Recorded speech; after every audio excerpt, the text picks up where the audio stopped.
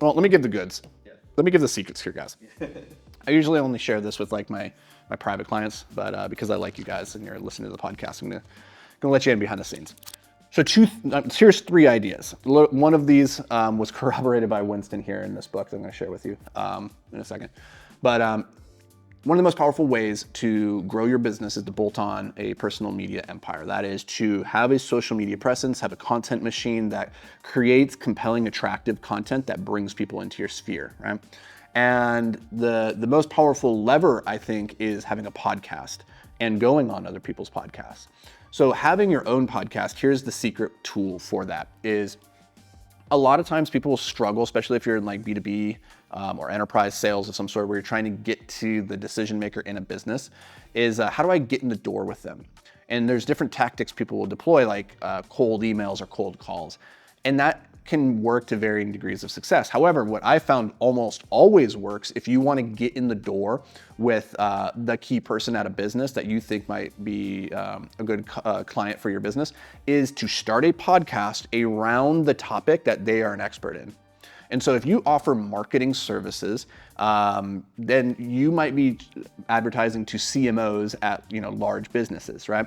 And so if you had a podcast all around like CMOs and like being a chief marketing officer and like what big businesses or big brands need to know about marketing, and then you go to that individual at that business and say, hey, yo, Mark, I have a podcast that's all about such and such and such. I think you'd be a killer guest. I'd love to have you on for a chat to share some insights and lessons learned for our audience, right? People, for the most part, do not get invited on the podcast. So there's a very high likelihood he's going to say yes to that, right? Now you have this guy in a room with you, or digitally in a room with you, having an hour-long conversation around something that he's very passionate and very educated about.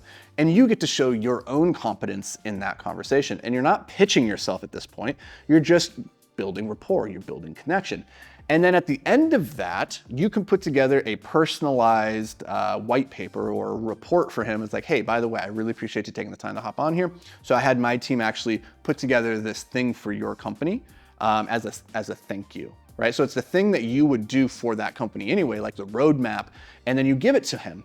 And boom, just like that, you have a door open for a sales opportunity. So that's number 1, to start your own podcast, not because you want to build a big audience, but because that podcast allows you to get in front of the key influencers inside the business that you want to sell to. So that's number 1. Second is going on other people's podcasts and getting access to their communities, right? The people that are tuning into their podcasts. It's a great way to build your exposure.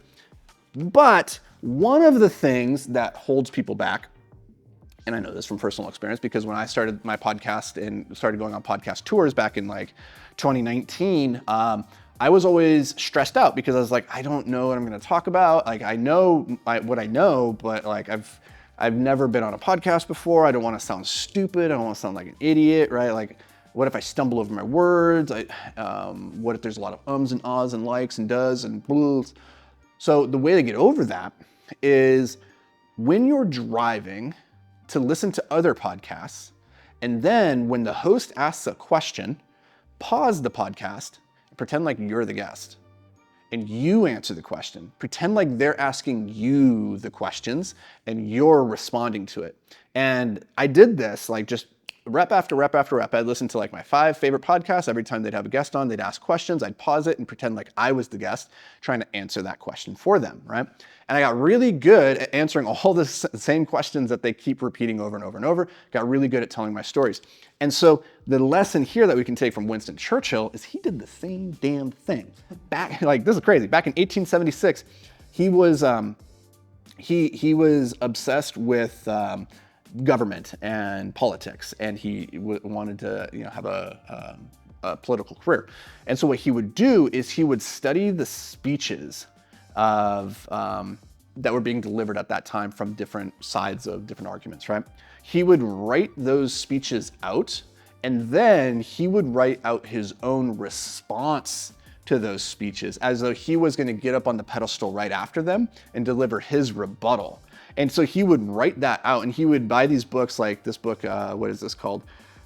There's like 3 volumes of this book about the conservative social reform agenda, right? So he would go through, read out their speeches, and then in the sidelines, he would write out his own responses, his own speeches to these speeches. Speeches he never intended to actually give, but he put in the rep over and over and over. And isn't it no wonder then that when he finally did have his political career, he finally did get up on stages, like he was a badass speaker. He knew what he wanted to say. He knew how to communicate it in an effective way, and he had the confidence to do it because he'd already done it 100 times in private. So that is the lesson here, is you need to have a podcast. I don't care how big the audience is, because that's not really the goal.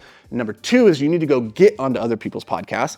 And the thing that's going to stop you from getting on other people's podcasts is you and your own confidence. And you're not going to be reaching out because you're like, I don't want to sound like an idiot. So do the reps in private, listen in your car as you're driving around, pretend like you're a guest on Joe Rogan, and then build the confidence, go do the work, and you will build an army of rabid fans, and if nothing else, some customers along the way. And that's not such a bad thing. So do that, make money, and I'll see you guys back here tomorrow.